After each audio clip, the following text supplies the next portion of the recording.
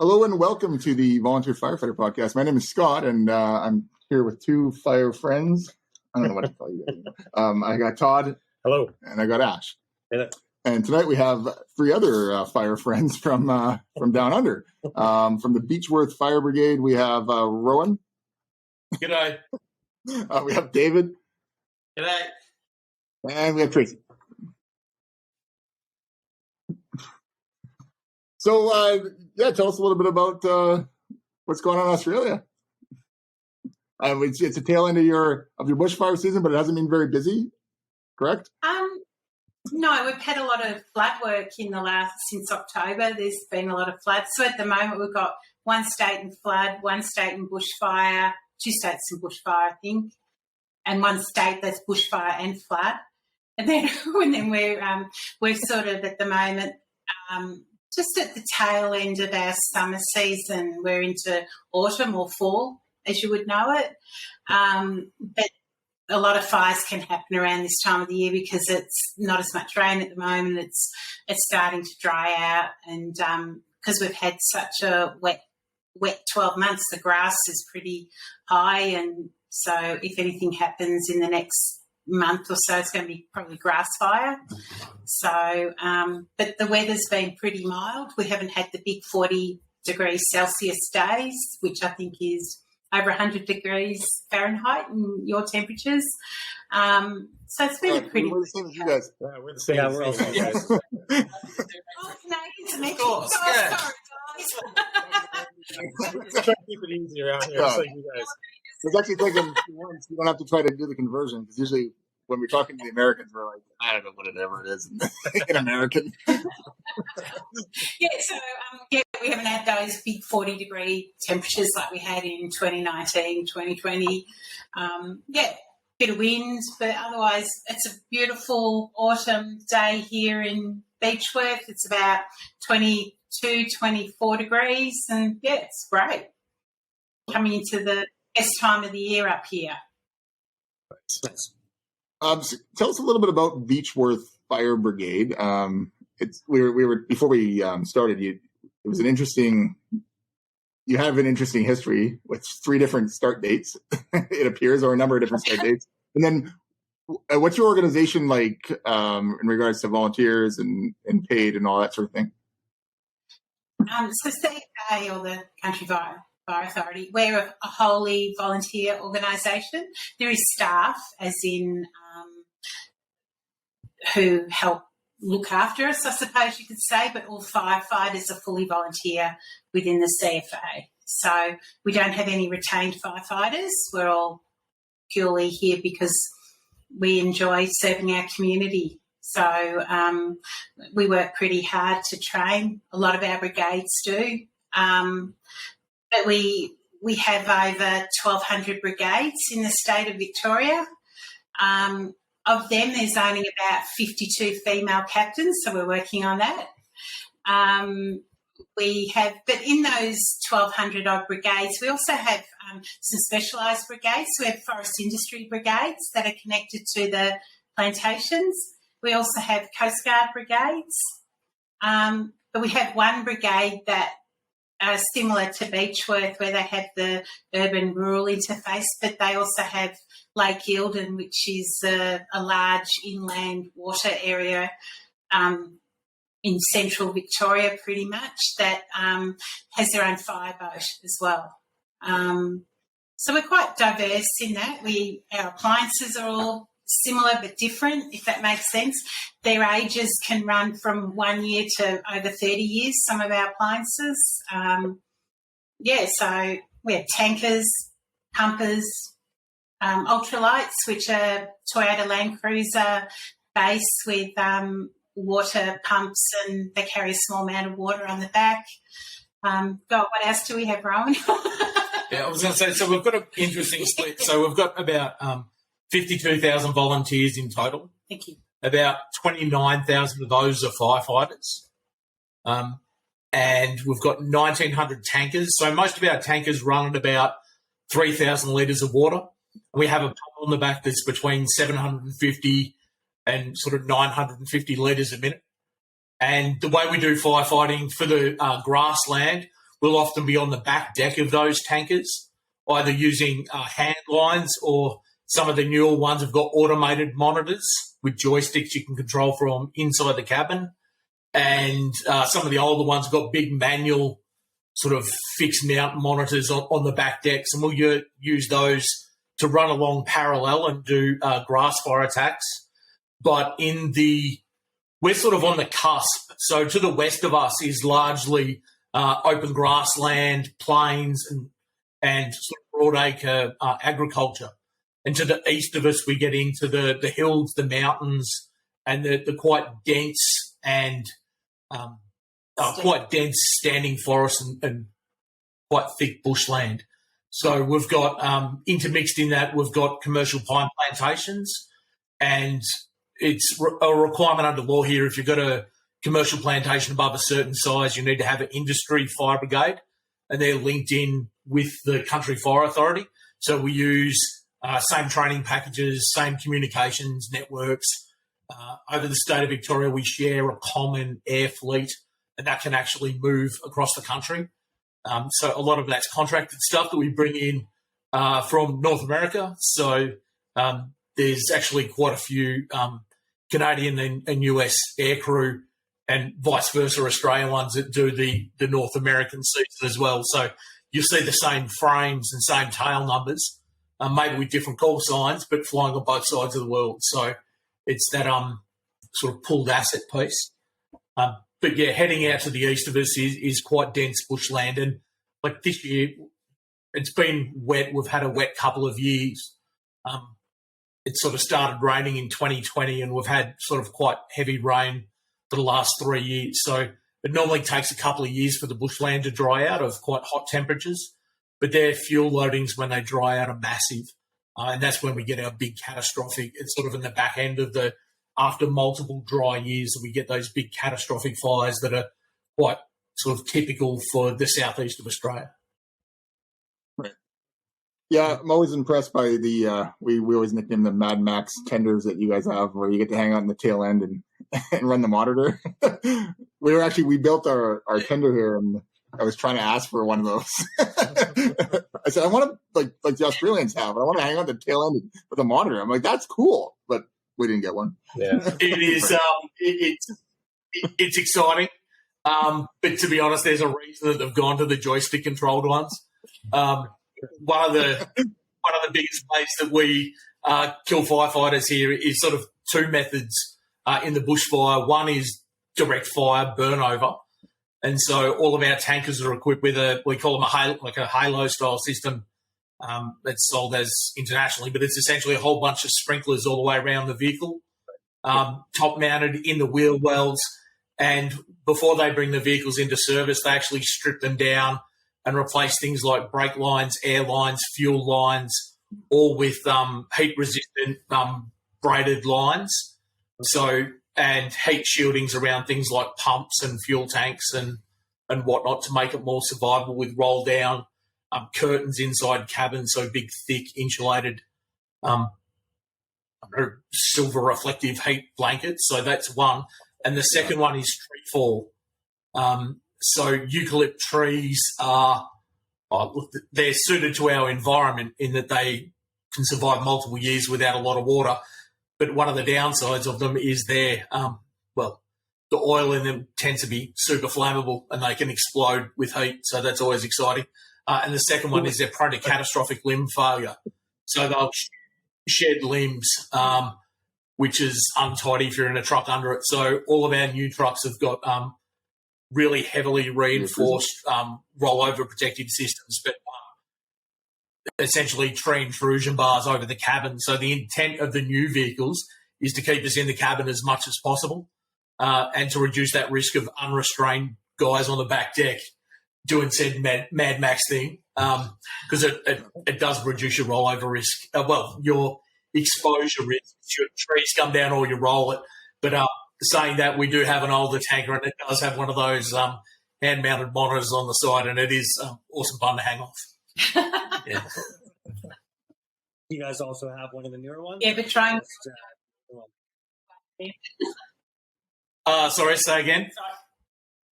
Do you guys have just the older one, or do you also have one of the newer model tenders as well, or tankers? Sorry. No, so for tankers, we've got for our brigade, we use a heavy tanker that's got 3,750 litres of water in it and a 950 litre pump. So we've got that. We have an ultralight, which is the one on a Toyota Land Cruiser chassis.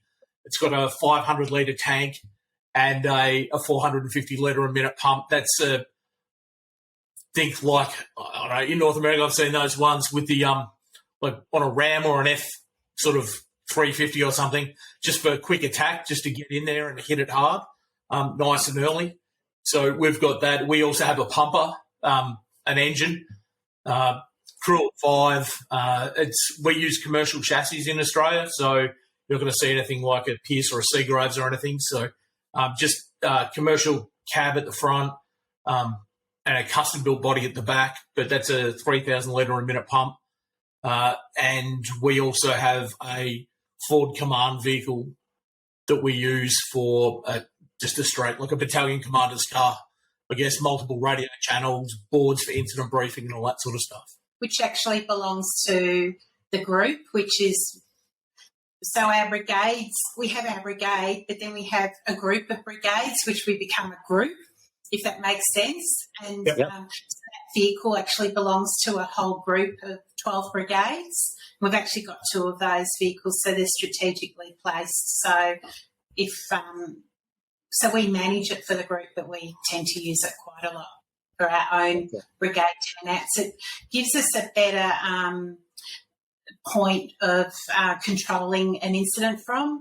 So I could stand there as the incident controller and I've got the multiple radios and that, and then I'll have someone who runs operations, so they'll actually be closer to the fire, guiding our firefighters and telling them what to do, as I'll be liaising with oncoming appliances, the police, the ambulance, Melbourne Firecom, which is who we report back through to on the radio. Dispatch channel, because the more information you give them, the less phone calls I get on my mobile phone because they know what's going on. Which you still get those calls anyway because they want to know how you're going, and they might send out more experienced our staff effectively, who are all firefighters, but they're our commanders and our assistant chief fire officers will come out and help us as well if need be. I think the last fire we had was a shed fire, but we sort of did that quite successfully, kept it to the shed. I think if it had been a hot, windy day or night, though, it would have turned into a bushfire. So I think that was a pretty successful save, that one, because he was right in the middle of the bush where his shed was located. But we don't know. We think it might have been a lithium battery from a drill that may have started it. Not 100% sure, but it made sense. I'm no fire investigator, but I told the fire investigator I think that's what started it. Yeah. So it sounds like a lot of similarities, like with like our so we refer to our bush truck like that. We'll have like a 300 or 500 gallon tank, and it's on like a Ford or a Dodge 3500 or 550, and they're very similar styles. And then our tenders, we call them, they're our water trucks, because up here, if we call a tanker, that's the aircraft tanker coming in. So just slightly different, but for us, like we just have our own little trucks for our community, and then if we need anything bigger, we rely on our mutual aid agreements to the adjacent communities, where it sounds like you guys are all this big, vast group with similar communities that can kind of come in.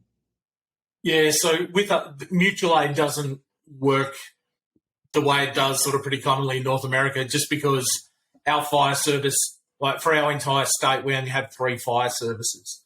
So we have Fire Rescue Victoria, which are full-time paid guys. They're on like a 14-10 shift, and they work 24 hours a day, 7 days a week. They're rostered on sort of with a 4-shift rotating roster, and that covers Melbourne, like most of Melbourne, which is the capital city of Victoria, and a few of the larger towns.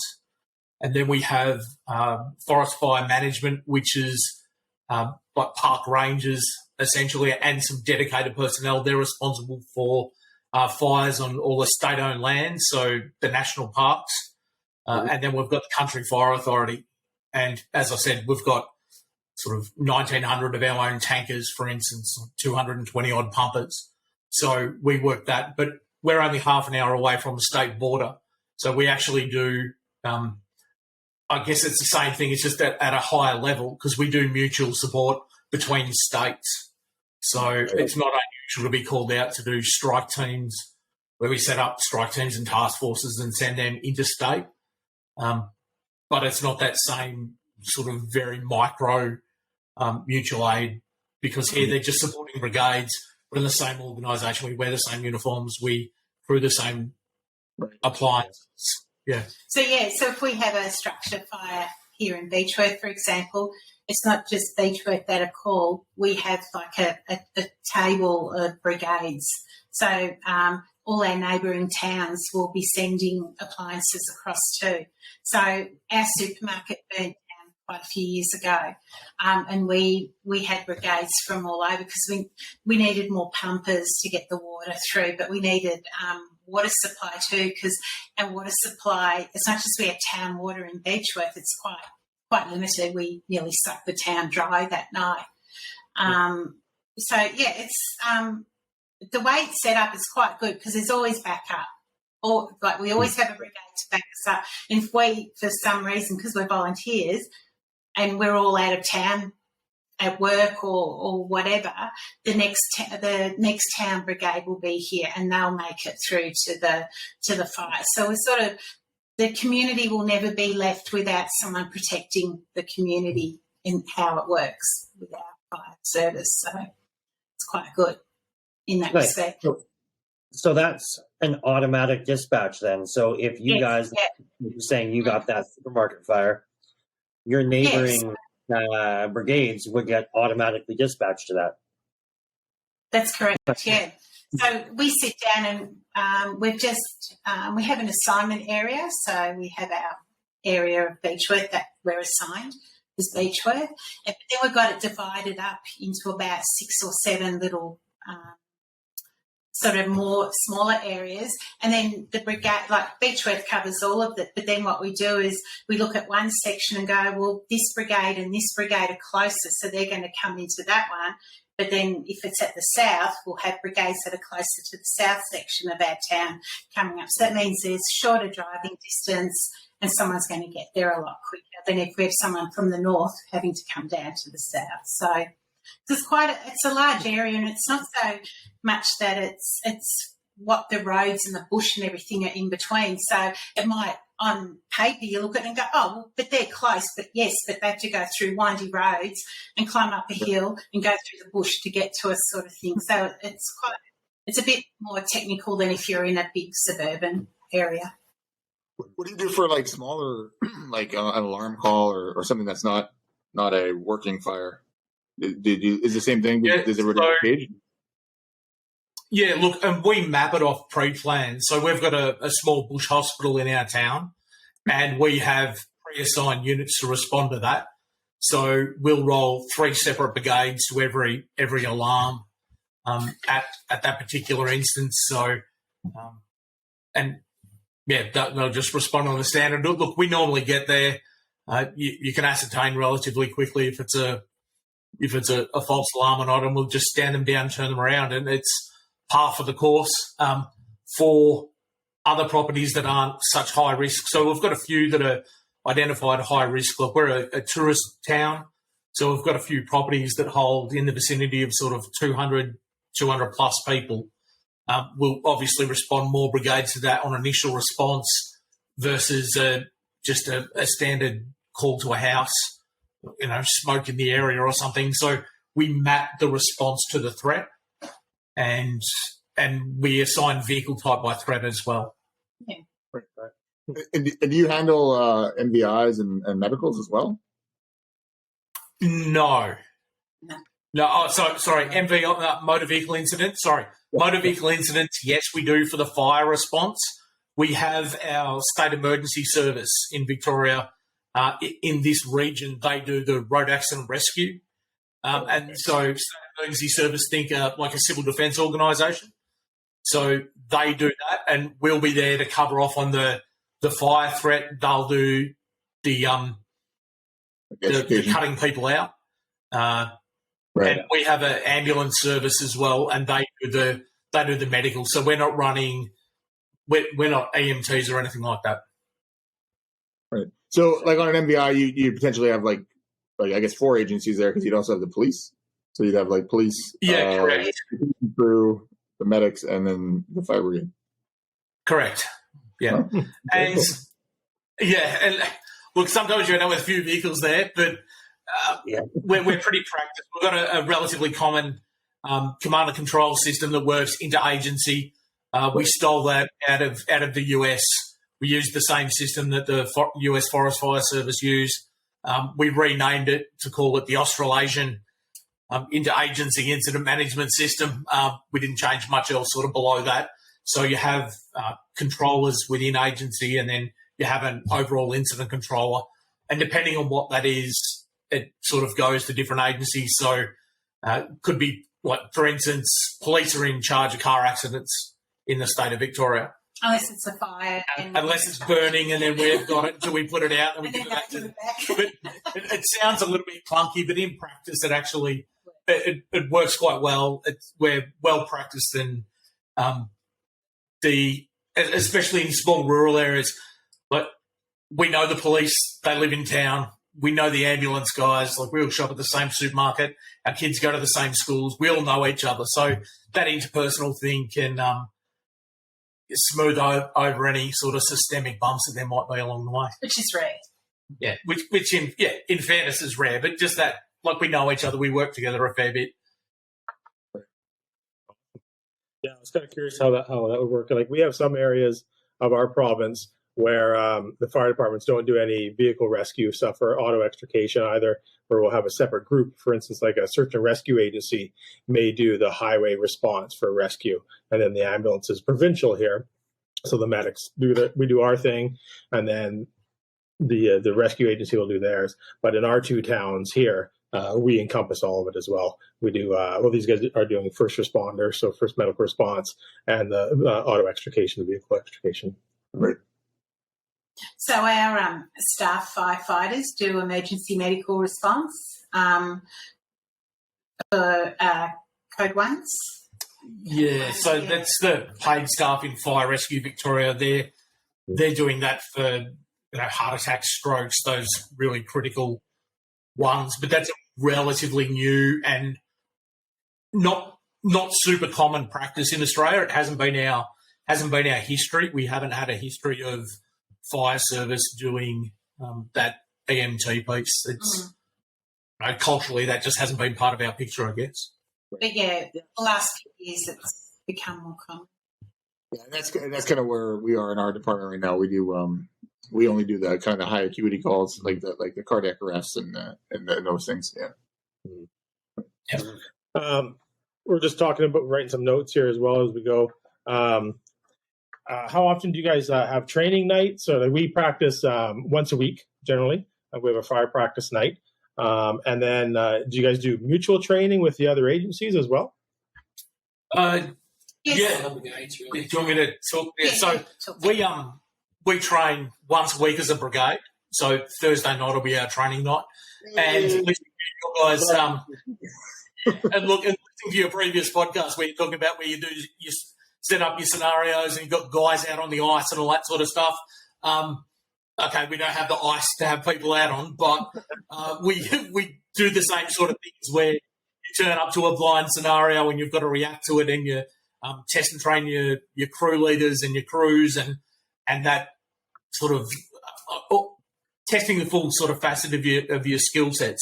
It sounds really, really familiar, and sitting there taking notes just to sort of polish up what we do without blowing smoke up your. It's really, really similar to the same sort of stuff that we're doing. So that sounds, we train along the same sort of lines. We've just finished running a new intake of firefighters. We call it General Firefighter course, a recruit course. So we had those guys training 3 times a week.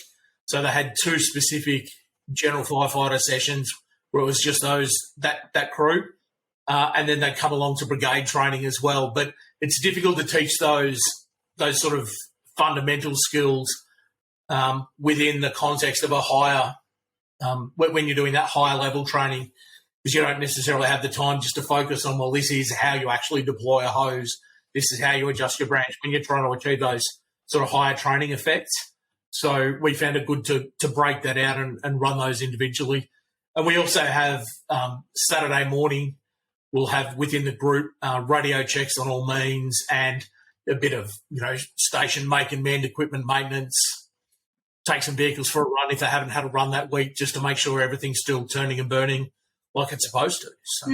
As part of our, I suppose, rules, vehicles should be taken on a minimum 30-kilometre drive a week.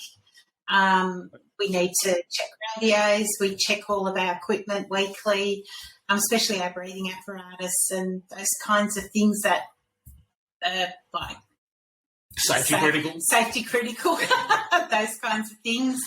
So we have 6 sets of breathing apparatus for this brigade. We have 4 on our pumper and 2 on our tanker, which is really good because a lot of people don't realise or understand that you should be wearing breathing apparatus at a motor vehicle fire, or even that shed fire we had the other week.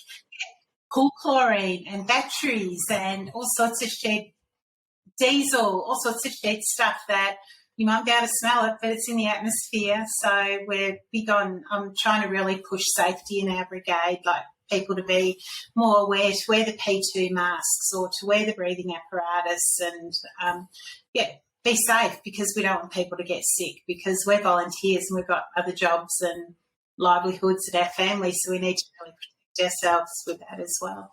But we do have meetings once a month, so I try my leadership's quite consultative, so I try to work with the brigade on how we're going to do things in the future, or how we can make improvements or purchases we can make. We look after fire equipment maintenance for our town and our lying town. So it's something that the CFA help us with managing, because they invoice all the companies and that. But yes, we check extinguishers, we check fire hoses, we supply extinguishers. We also change smoke alarms for elderly people in the community, or change their batteries. They're all coming to 10-year smoke alarms now with the batteries already inserted. And that's the smoke alarms is a free service. The residents aren't charged for that. And we've got a lot of smoke alarms just going to someone's house for some incident or a reason. So community engagement is a really big part of our brigade culture as well. It's the whole CFA culture as well. And that's Rowan's pager battery. So excited. So community engagement is also a big part of our brigade as well. So I think what else we do. We do a lot. It's like a little business. I have a plan. I sat there when I became captain and did a plan of everything I'd like us to do in my 2-year tenure. And I showed Rowan and he got excited because he loves a plan. But some of our other brigade members had a bit of a heart attack, and I had to explain to them that it was, we do this, but I just need to have it on paper so we can not forget anything and keep on track with our brigade, with our training, our community engagement and that kind of thing. I've even got to do a financial plan, which is a bit of a struggle at the moment, but I'll get there. Yeah. I like to spend money. I like to have to work out how to spend it. Just if I need it, I buy it. It's not like that. We have Ash was talking to Marshall just now. Marshall Bass from is Queensland, right? Pro above you guys. Yeah. He just messaged him, and there's a very important thing that we're supposed to bring up. Yeah. So apparently, let me call it up so I get it right. He says, "What is the message here? Is that Beechworth CFA in Victoria? They've got the bestest lolly shop in the southern hemisphere." So, yeah, it's we're Oh, look, I think we said offline before we jumped on we're a tourist town up here, and we've got lots of destination locations in town and within the region. And the lolly shop has the bakery. We've got a couple of decent properly decent pie shops. And then newsagents. Great newsagents. But there's a few really good breweries. But we do have a couple of places that are, for a town that's sort of, I don't know, our fire response area is sort of 3,000 to 4,000 people. We have a pretty high profile across the country for tourism related locations, I guess. Yeah, Ned Kelly, he was a bush ranger. Don't know, what would you call him in Canada? I don't know. A criminal. Yeah. Australians tend to laud random highwaymen. No. So I think it harks back to, I don't know, convict upbringing groups or something. So, anyway, there's heaps of tourist stuff to do. But yes, it is that same boat to earth. So, yeah.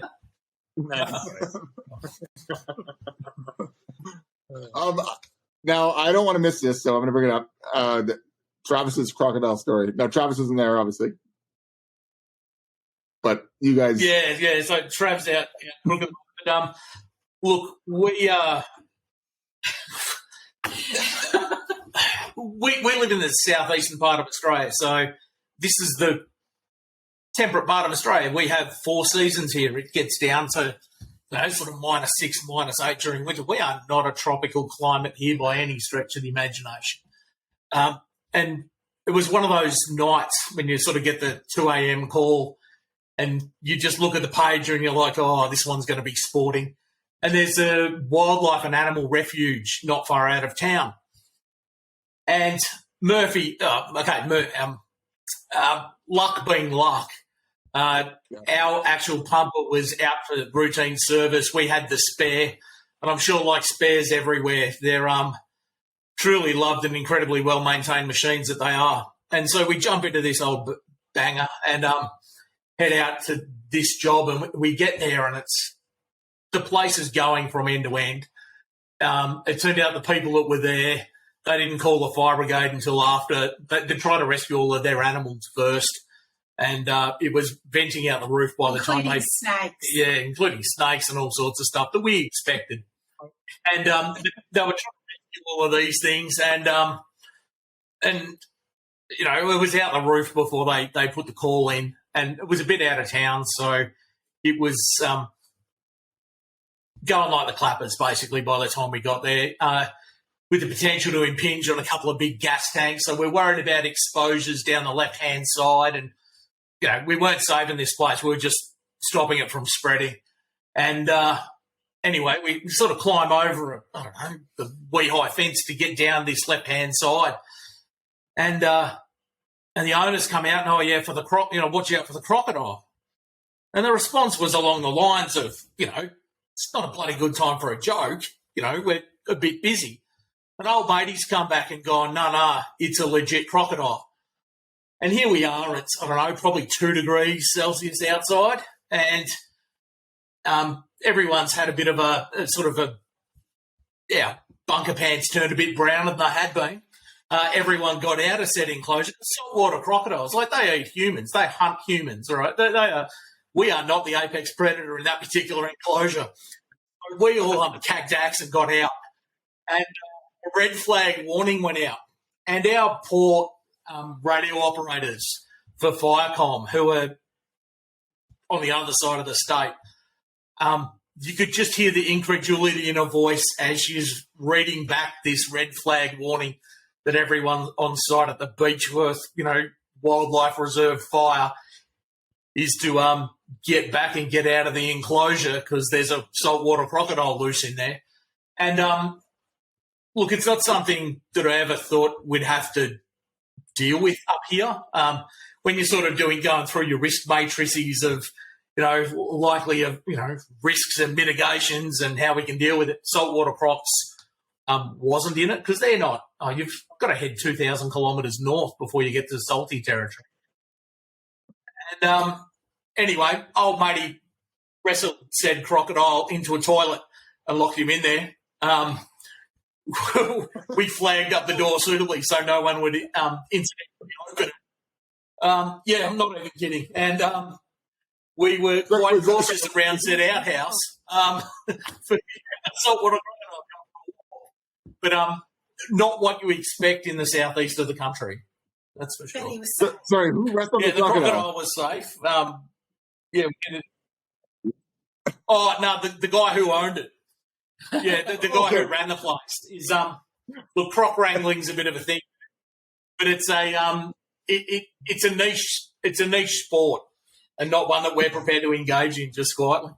Not part of the- No, that's not part of our accredited training continuum. No. No, So absolutely. wrestling in the outhouse. Wow. No. No thanks. Yeah, no, Steve Irwin wasn't there. Yeah, I was going to say, yeah, you need someone who's mad as three hatters to go dealing with that sort of stuff. Absolutely. We talked a little bit before we started about your obviously 2019 and 2020 was your recent big year for fires. Tell us a little bit about that if you could. We've heard about kind of the northern areas and what I guess the mid areas, but we were talking a little bit beforehand about your experiences.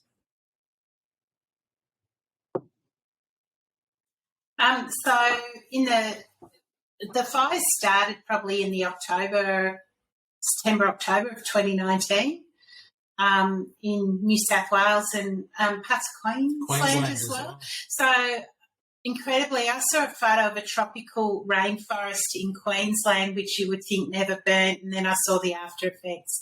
There was not one bit of tropical plant left, I can tell you now. The fires, the weather was just crazy. So the CFA were deploying volunteers and appliances to New South Wales to assist with the firefighting effort up in New South Wales. So Rowan went up on two tours up to New South Wales. We then, probably close to between Christmas and New Year, it sort of got a bit nasty again, and it actually jumped the Murray River, which is quite a big river. It's probably, can you give it a comparison anywhere? Okay, not big by North American standards. No. By Australian standards, it's a pretty big river. And a state boundary between Victoria and New South Wales. It's a pretty long river. Anyway, it actually jumped the river, which was a bit of a surprise, and headed towards one of our towns, Corryong, up in the north of the state, which isn't actually too far from us. It's probably an hour and a half drive from here. Also, around the same time, a town called Mallacoota, which is on the coast of Victoria, was surrounded by bushfire as well. So the weather was quite hot, quite windy, high temperatures in the 40s. So we deployed, we had quite a few of our members deployed up to the fires in Corryong. That's the fires for the area that we were helping assist.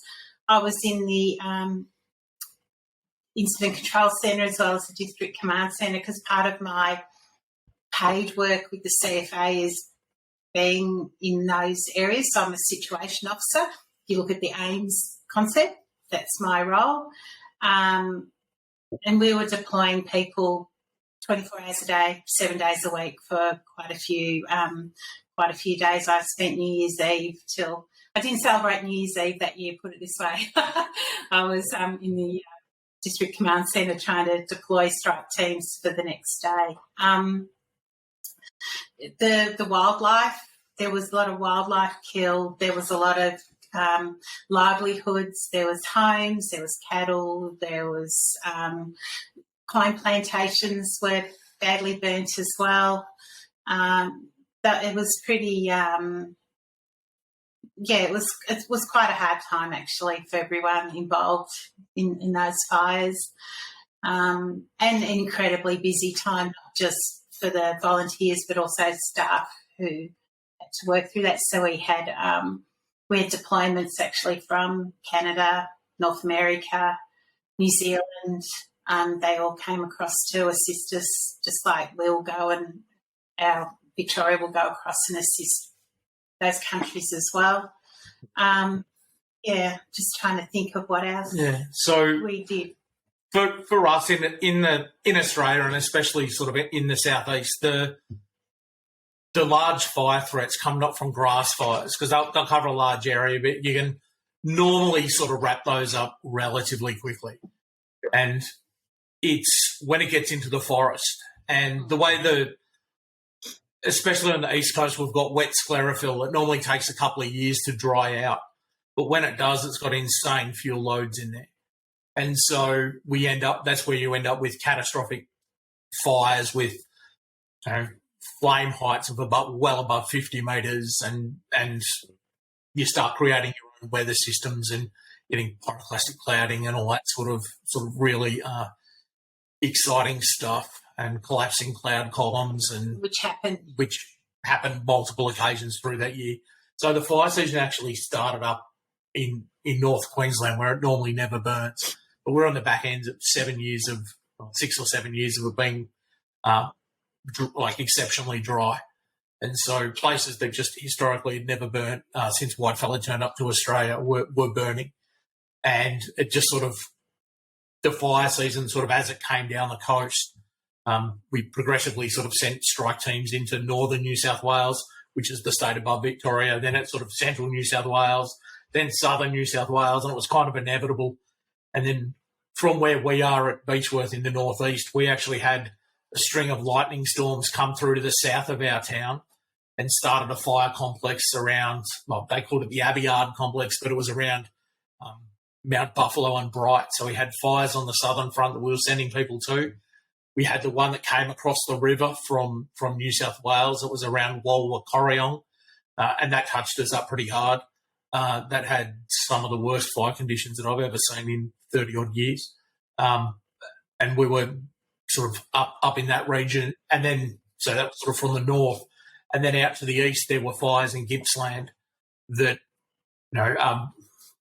we weren't effective ultimately in stopping those. They got to the south coast of Victoria, and we had the Navy and Army actually come in and evacuate people on amphibious ships and take them off the beach to get them out of there. So, the Great Victorian Fire Break is Bass Strait, and unfortunately we had to use it on that occasion because it literally burnt from East Gippsland all the way down to the ocean. There was a real fear that the complexes were all going to join up, which they didn't, fortunately. But, just the mapping and the predictions were quite, if the weather didn't change and we weren't successful, it was going to be huge. Yeah. And so we had, and just the effect on the town, although we didn't have fire within, probably 20, 30 kilometres of town. I guess Abbeyard was probably the closest. We had air pollution levels that we were topping some of the highest in the world over that period. So just families and everyone was walking around wearing, we call them P2, N95 or KN95 respirators. People wearing those for a month. We'd come off the fire ground and they'd do the saturated carbon monoxide testing just to see how much carbon monoxide you've got. And you'd come off shift and you'd go back. And by the time you went back, your levels were still higher than what they were supposed to be by the time you came off the fire ground, because there was nowhere to get rest to. And it's not like I get out of the smoke. We had all the way from Adelaide, which is, 800 kilometres to the west, through Melbourne, all the way up to Australia's capital, up at Canberra, all the way up to Sydney, that whole section. So we're talking 600 kilometres north of us, through to sort of 800 kilometres west, was blanketed in smoke at a level that pumped your carbon monoxide levels up above what's doctrinally acceptable. But it was pretty sporting there for a while, and especially with a 100% volunteer organisation with those really long duration fire complexes, it starts to to be honest, for everyone, it doesn't matter whether it was the paid fire rescue guys, the paid park guys, the Forest Fire Management Victoria, or volunteers, you start getting difficulty in resourcing fire complexes over that sustained period of time. And especially for us as volunteers, we've got jobs that at some stage people have to turn up to in some sort of condition to work. And so it's that balance between, and some employers are great and some, they need their staff. So it's that constant balance of what you can do and what you can get away for out onto the fire ground. And I don't know that that's a problem that we've necessarily solved. We've got a few quiet years now, but when the climate starts to dry out again and we sort of go through that, southeast of Australia, we tend to have sort of 7-year cycles. Unfortunately, we're going to invariably have to test how resilient we are again. We get a lot of spotting, like we get kilometers because of the pine trees. Like we got pine cones flying through the air that are on fire for kilometers. Does that happen with the eucalyptus? You said the eucalyptus trees actually explode, but I'm assuming they don't explode kilometers away. They explode in a probably more confined area. Yeah, do you guys have that, like the spot fires? Yeah, we do. And there's not just one kind of eucalypt tree. There's I don't know, I'm going to be corrected here, but thousands of them of different sort of varieties. And there are some that have got like a ribbon bark that comes off. And so that is really, really light. And it's great for burning brands. And that stuff can spot, there were reported instances in 2019, 2020 fires of it spotting 25 kilometres in advance and 30 kilometres in advance of fire fronts. And that's really problematic to combat. And there's other ones that spot a lot more, but much more locally. So, we do have significant issues with spotting in eucalypts, and it's especially those long stringy bark and the ribbon bark that just gets taken in the uplifts. And it's quite depressing when you're there and you're trying to hold a line and you can just see it, heading over you, and you're like, oh, that is going straight up, but eventually it's going to come down. And that's a really common mechanism for fire advance in the Australian environment. So, for instance, when the fire in that Corryong Walwa complex crossed the Murray River, we had the fire front on our left-hand side as we were sort of looking at it driving up the road, and it was probably 5 kilometres to the north of the river, and it was already spotting to the extent that you could see it, and there's no way we were going to wrap it up 5 kilometres on a mountain, 5 kilometres to the south. And it had already spotted and taken off, and they're like, oh, we're going to try and hold the river. And it's like, we're not going to try and do anything. We've already lost the river. It was, it's a really common mechanism for fire spread. Do you guys, we're really big on fire smarting. So what that means for us is it means like the homeowner goes around and they make sure all the leaves and anything that's flammable is gone away from their house. And then they chop down the trees around them. They mow their lawn or they cut their grass or whatever they're going to do. And then if a fire does come, we have sprinkler protection units. So we put the sprinklers up just to protect the home, and we let it kind of the bush burn around them. Is that something that's common in Australia as well? So part of our community engagement is we do CFA, we do property advice visits. So we'll actually go around we have the Victorian Fire Risk Register, and they sort of pinpoint, because they found that a lot of people who've died from bushfires live within 150 metres, I think it is. Correct me if I'm wrong, Rowan, I can't. I think it's about 150 metres of a bush line. So those properties are targeted for visits, and we actually they actually visited, and they talk about, because we have our fire danger ratings. So what's your plan on a day of very high fire danger or catastrophic fire danger, where some people choose to stay and defend, and so we go through with them what they need to do in that. Some people who live in quite dense bush areas will have the sprinkler systems going. I've known of people who control that all by their mobile phone.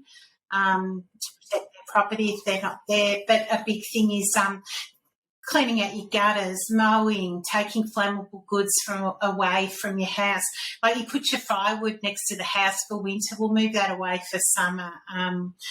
Clean up all the rubbish in the things that if there is a fire and they burn are going to float up. Protect your, like have trees that might become ember banks, so they're like evergreens that might be able to soak up any embers that come through. We got to pause if you can hear us. That kind of thing. So it's really clearing around your home and that. And then we talk to them about not sure if you guys can still hear us. Okay, you've done everything you can to help protect your home. Now what's your plan? And we encourage them to let their family know what they're doing, pre-plan. People have horses and dogs and that kind of thing. Where are they going to take those if there's a fire? And so we're very big on teaching the community to have a plan and work out what you're going to do for that plan, because we haven't got enough fire trucks or personnel to be at each house. We can't be there for them, so we have to make sure that these people have a plan and prepare their properties, and that's a big part of CFA's summer engagement really is to be prepared. Sounds like the Scouts, sorry. And one of the other things you mentioned was sprinkler setups that you deploy. No. We don't do that. And we traditionally haven't. It's not a common equipment set that you see in Australia. But we've actually spoken about it as a brigade, and we're in the process of investigating based off, it sounds like exactly what you were talking about, but based off an equipment loadout like the US Forest Service uses with collar tanks, standalone pumps, relatively small hoses, water thieves and sprinkler setups. We're pretty keen to get a unit set of that as a trial, because we have extensive areas of Beechworth that are on that urban interface, and they are well within that. The entire western edge of our town is a high risk area because we come straight out of a really broken ground, quite dense, fire-heavy bush, straight into the back of properties. So that sort of setup we think would be ideal for where we are, but we're just in the process of sort of investigating that and putting that together. But that hasn't typically been a tool set that's been used in Australian firefighting very much. I don't know why, but just culturally we haven't done. We in our town, we hadn't really used sprinklers much, and then we actually did a course last September. So it was after our fire season was over, but we did a course on it, and the amount of just humidity that I think we had like six big sprinklers out. The amount of humidity we generated just from doing that, it was actually very impressive. And when we set it up, and it was actually really simple, because we thought we had to go on roofs with ladders, but we were using 2x4s, and you just screw the sprinkler to the 2x4, and then we literally raise it up like a flagpole and tie it to the building. And then now it's got elevated water, and it was actually, I was like sold on it, because for a while I'm like, sprinklers, how boring is that? And also, like, is it going to be that effective against a major fire? But when you start looking at all the videos of the from UL, which is down the States, familiar with their work. Yeah, those fire brands, like they do those big videos where they blast the fire brands at the house. I was totally sold on it now. So we're going to get some sprinkler protection. We're not going to do a whole big trailer, but we're going to definitely get some sprinkler protection. You guys just have a trailer, right? Yeah, we did the same. We did a sprinkler protection course a few years back, and then we were fortunate enough to have actual trailer at our fire hall for a while. And then when the fire came through our area, we actually deployed a whole pile of it, and it works fantastic. And again, very small diameter hose. We just call it Econo line. It's like a little garden hose. Super cheap. Yeah, very cheap and easy, lightweight. You connect your sprinklers, and in our training, the first time they just said, "Okay, go set up your sprinklers," and we put up way too many. Like you put up 40 sprinklers. You're like, "Yeah, we got it." You need like 4. You don't need as many as you think. and it's very impressive. That little humidity bubble with some fire smarting does wonders, and it's a newer concept to our area anyways. I know the BC Wildland Forest Service, they've been doing it for a while now, but for us it's new, but it's working. It's pretty cool because they actually have trigger points. Like, so the supervisor will go out and he'll be like, okay, so when the fire hits here, this is when we turn the pumps on. So it's basically like, because we have to do water conservation, obviously, because you're only running off of a portable tank. So, when it hits this point, we turn the pumps on and then we leave. And then after the flame front comes through, you push back in and then you do any mop up of the around the structure or anything like that. Mm-hmm. Yeah. It's actually very impressive. Mm-hmm. Yeah, because we had a significant, like on our capital, like Australia's capital city, Canberra, we had significant bushfire impact on the western side of that. A while ago now, probably 15 years ago, and there was they lost about 600 odd houses there. Sort of the first three rows of houses really in the most impacted suburbs, and the response in the Australian Capital Territory was to go for some big heavy CAFS pumpers, so they could essentially from the street coat them with the monitors and the caps, and that was the response there. For whatever reason, I'm not really sure. We haven't taken that path identified via that UL research. But that was one of the things that triggered us to start having a look at it and see if we can investigate for our situation. I think we're wrapping up here. We're coming up on an hour here. Yeah. It goes by fast. Is there anything more you'd like to add? Look, we'd just like to thank you guys for the opportunity. It's always good to share ideas from across the pond. There's, we often do it in different manners, but we're all fighting the same threat. So being able to pull those ideas from different perspectives, I think makes us all better firefighters. So thank you very much for the opportunity to come on. Yeah, thank you. Thank you. Yeah, we really appreciate you guys taking the time. Absolutely. For talking across the globe here, which is pretty neat. Like you said, the opportunities we have now to share and discuss things. And it's been neat to do since we started doing this podcast and talking with other groups throughout the world, I guess. Like we all face the very similar challenges, being with the volunteers or paid on call or what have you. It's the exact same cultures. Mm-hmm. So, all right. Yeah. So I guess we'll wrap it up. That's been great. Thank you. All right. Thank you very much for your time, fellas. Thank you. All right. Thanks. Right. Thanks for the Beechworth Fire Brigade. We actually had a little bit of a tour after we got off the line with them around their fire hall, and I got to see the Mad Max truck. Yeah. Very jealous. Pretty cool. Yeah. Very interesting concepts, how they deck out their tenders. Yeah. Right, that was really neat to see. Yeah. Yeah, it's nuts. Like, we were chatting about the differences of how they're so far advanced in some ways. And then we're advanced in other ways. Yeah, to the tactics or to the equipment. And then vice versa for different styles of attacks or different, whatever call might be. Yeah. Super, super cool, though. Yeah, their crew protection is crazy. Like their spray bars. Next level stuff, yeah. Multiple pumps or areas you can pump from. Mm-hmm. Mad Max. Actually, and one cool thing we saw was a pre-plumbed suction line.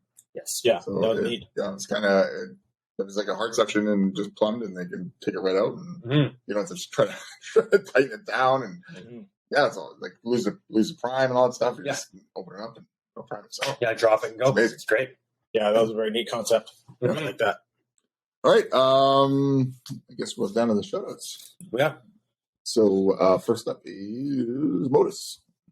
Yeah, Modus, classic claim to fame is going to be their snagger tool. We use them, we love them.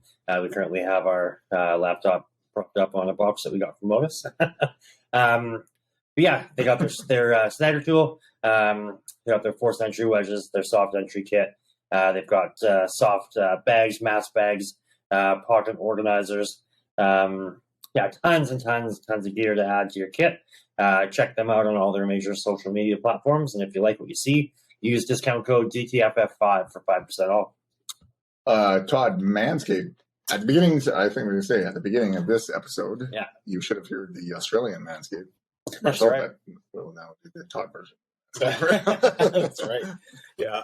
Well, no Aussie bushfire here, but Manscaped, of course, a big supporter of them.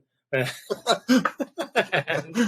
we really like the product. So we've got their the Weed Whacker and the Lawnmower 4.0. Yeah.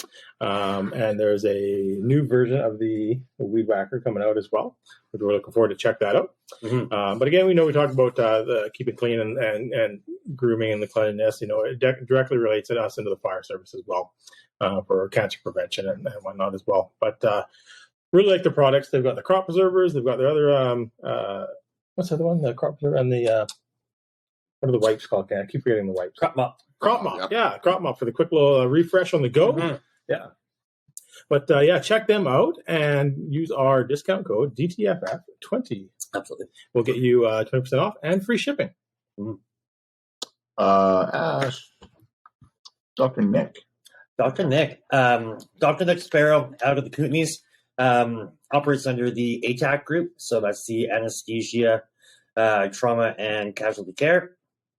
We went up and saw him and his team. We're going back a few years now for the ATAC conference up in Nelson, BC. Amazing show was put on there. A lot of amazing presenters. And then you guys went back up and took the RTAC, which is the Rescue Trauma and Casualty Care. Amazing hands-on experience. Super jealous I wasn't able to get involved in that one. And your guys' biggest takeaway is all of the higher fidelity sims, which we always, claim and promote. But with that kind of hands-on training, the way that they instructed, really got you guys thinking, which then you guys came back and kind of built some of that into your Stop the Bleed presentations and whatnot. But then COVID hit, and there wasn't an opportunity to do these hands-on training sessions. So what they did is they built an online portion of it. So you can log in. There's a whole bunch of course criteria. There's a little picture-in-picture of Dr. Nick in the corner, kind of keeping you in check. But yeah, amazing show there. If you're interested in that, I don't know if it's available. I'm not quite sure what the deal is right. We're still working on that right now. talking to them about. Mm-hmm. So hop on the ATAC group, ATACC. Find a little drop down for RTAC. You can sign up, go through all the online portion of it, and then on the back end of that, there will be some hands-on training as well. Eventually, yeah. Mm-hmm.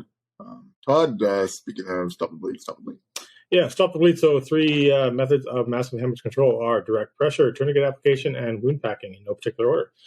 Carry good tourniquet. That's what we talk about a lot. And make sure it is out of the wrapper. Ironically enough, I went through my kits on the ambulance the other week, and somebody shoved one in there with the wrapper, so I quickly ripped off all the wrappers off them. Perfect. So stopthebleed.org or .ca will take you there. It'll give you a lot of information if you want to sign up to be an instructor. And then you can check out our content on YouTube as well. We did a kind of an instructor's point of view of the course and kind of full course run through. And yeah, definitely if you're going to do the training, make it fun, make it realistic, and high fidelity sims. There's a good buy-in. Mm-hmm. Ash. Wolf Tree. Really excited to team up with Wolf Tree, local coffee roastery from all over British Columbia. We were sampling their WTF blend, which is pretty sweet last time. This is a different blend, and they do have a couple options. We are really excited to put together a bit of a custom blend. Wolf Tree and DTFF. Scott has tried to steal the bag that we got from them. We were drinking their product pre and during the podcast here tonight. We just got off of a course. It's been a bit of a long weekend. We're currently 11:30 at night. So we are truly fueled by Wolf Tree Coffee tonight. Check them out on their social media, wolftreecoffee.com. They are on Facebook, potentially Instagram as well. They will be shipping in the coming future. So again, amazing product. Taste is phenomenal, and the only thing that's keeping me awake right now. Awesome. Tanner Olson Band, country music out of West Coast Canada. They are traveling around, playing different venues right now. Awesome band. We had them here for your 100-year anniversary. Yeah, we did. It was a fantastic event. Is there signature right there? Hey, there you go. And of course, we're looking forward to them coming back here in May for the spring seminar. They're going to be playing at the Firepalooza. So check them out on all your listening platforms that you download music. Yeah. Lastly, us. So May 5th, 6th, 7th is Firepalooza. I'm not even going to call it the spring seminar anymore. No. Firepalooza. Firepalooza, May 5th, 6th, and 7th in Oliver. And we are, I heard we're almost full up on hotels in the area. Yeah, accommodations are going to be pretty sparse. So, well, let's throw some talks away. Yeah, B&B, and then we'll head something south. Yeah. We're gonna. I think last check I was we were at 23 sessions. Anything from I think we had 3 or 4 to 5 live fire, whether it's vehicle fires, positive pressure attack, so just a bunch of different firefighting, and of course there's a bunch of rescue stuff in there as well. We got some stop the bleed, top eye. We actually have some Dr. Nick's crew down doing some RTAC. A little bit of rescue task force, dealing with active shooter events, and everything in between. So, and of course, big party at night, on Saturday night with Tanner. Yeah, check that out on our Facebook page if you're in the area. Yeah, if you search up on Facebook, Oliver Spring Seminar, it'll pop up and you can follow along. And we have our video up. We have our video up. Yep. 1,000 years. Yeah. Full disclosure, we did that video before COVID, and it was when Avengers was coming out, so it made a lot more sense back then. Now it just seems weird. Yeah. Probably paid some money and put some effort in. Yeah, but when you know it's the Avengers, it's still pretty good. Yeah. Yeah. What does somebody say to you? Like, why are you guys so serious? Yeah, you guys are way too serious. I'm like, no, it's actually. So as soon as you see the Avengers trailer, like the Endgame trailer, this makes sense. Yeah. Also, us. So DTFF we're on Facebook, we're on Instagram, we're on TikTok, we're on Twitter, YouTube, Twitter. Check us out on all those platforms. Obviously, you found us on a podcast platform of some sort. Click the like button. Give us 5 stars, or as many stars as you think. Yeah. Hopefully 5. Any more? No. Thanks a lot. Have a good night. Thank you. Have a good night. Good night, and stay DTFF. Also, stay safe. And stay safe.